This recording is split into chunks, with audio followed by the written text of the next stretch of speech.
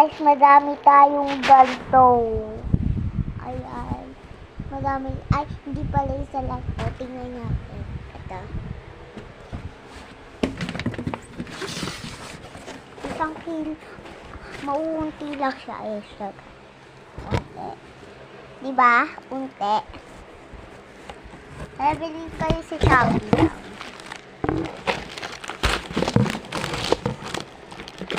Ito yung uto. Ito din o. Mga gustong bumili dyan. Mga naka-plastic silang ganito. Bye. Ay, joke lang.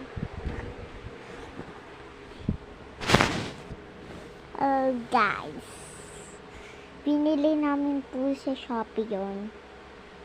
Bye!